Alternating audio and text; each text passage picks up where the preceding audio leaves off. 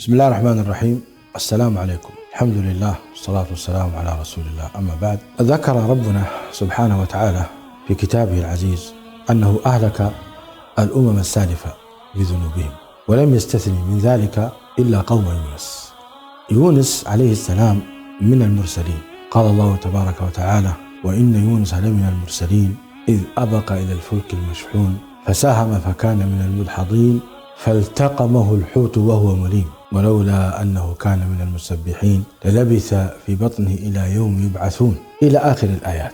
ترى لماذا أنزل الله هذه السورة؟ وماذا قال فيها سبحانه وتعالى؟ ولماذا ذكر قوم يونس بهذه الآية التي هي في الحقيقة تبشر البشرية كلها؟ تجد أن المتأمل في سورة يونس عليه السلام بدأ الله عز وجل بذكر أنه مالك هذه الدنيا وأنه هو المتصرف فيها، فقال سبحانه: إن ربكم الله الذي خلق السماوات والأرض في 6 أيام ثم استوى على العرش يدبر الأمر ما من شفيع إلا من بعد إذنه ذلكم الله ربكم فاعبدوه أفلا تذكرون. وختم الله سبحانه وتعالى هذه السورة بقوله تعالى: وإن يمسسك الله بضر فلا كاشف له إلا هو وإن يردك بخير فلا راد لفضله يصيب به من يشاء من عباده وهو الغفور الرحيم. إخواني وأخواتي، قيل بأن اسطنبول مهددة بزلزال مدمر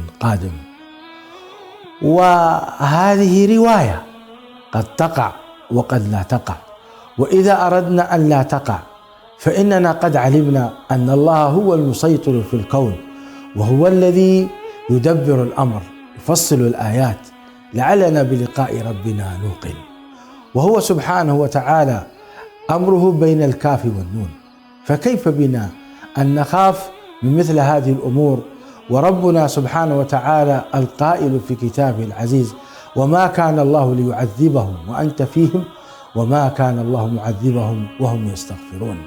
فإذا كانوا قد أوصونا بأن نجهز حقائبنا ونضع فيها أوراقنا لأجل أن نستقبل الزلزال، فإن ربنا عز وجل يقول: إن استغفرتم وتبتم إليه فإنه يرفع عنا كل البلاء.